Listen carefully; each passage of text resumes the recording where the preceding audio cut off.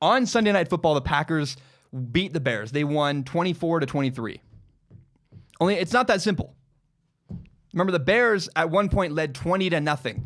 In the third quarter, after halftime, the Bears had a 20-0 lead. The Bears had all the momentum in the Packers-Bears game, and yet Aaron Rodgers did his thing, and the Packers won.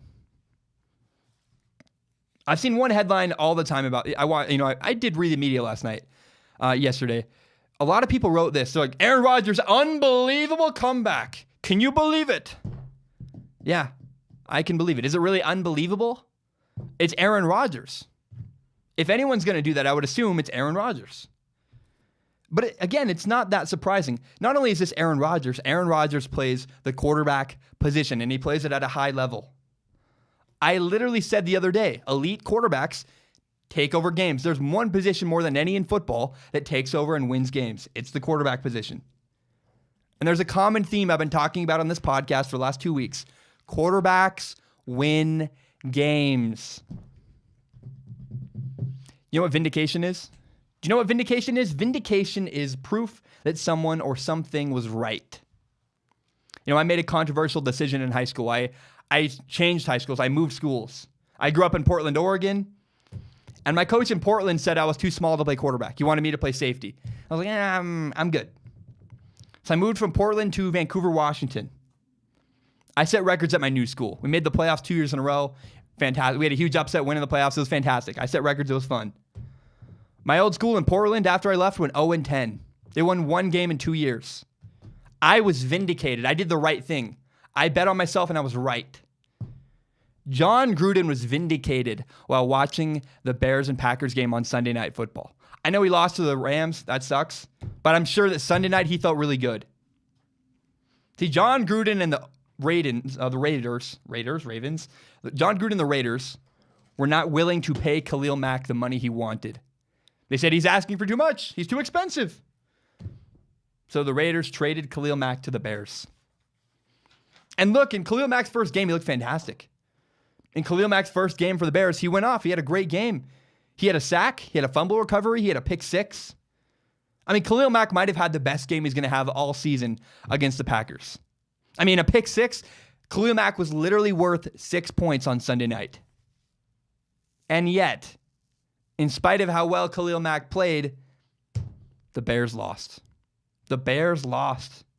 Now, it's worth noting, again, he had his sack fumble and his pick six against the Packers' backup quarterback, DeShone Kizer. However, I think if you're going to make that argument, you also have to acknowledge Khalil Mack is a lot of the reason why Aaron Rodgers was not in the game in the first place. So if you're going to kind of go around there, whatever. But remember, Aaron Rodgers gets hurt. DeShone Kizer comes in. Khalil Mack makes all these plays. Aaron Rodgers comes back in. Oh, guess what happened? Aaron Rodgers took over the game.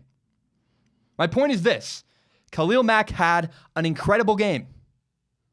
And the Bears still lost. Hello? In the second half of the Packers game, they started blocking Khalil Mack differently. Started double teaming him. They started giving him chip blocks. And it's interesting, during that entire Aaron Rodgers comeback, Khalil Mack was silent. Khalil Mack had no impact in the second half. I mean, he looked great against DeShone Kizer, the backup quarterback for the Packers. I know you could say he knocked him out of the game, Aaron Rodgers out of the game, but where was Khalil Mack in the second half? He had no impact on the game. I can just imagine Jon Gruden sitting at home going, Yep, told you so. The Khalil Mack is an incredible player.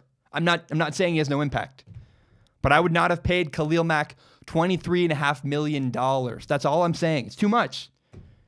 Quarterbacks win games. Defensive ends do not.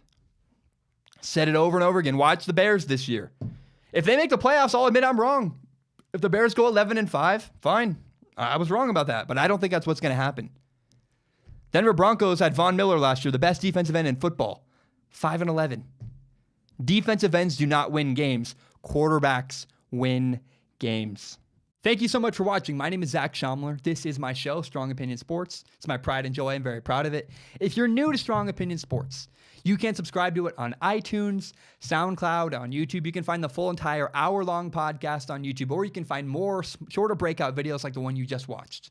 And if you like what I had to say, maybe you hate what I had to say, share this with your friends. Share it on Facebook, Twitter, Instagram, whatever it is. Help me grow Strong Opinion Sports by telling your friends about the show. My name is Zach Schaumler. Have a great day.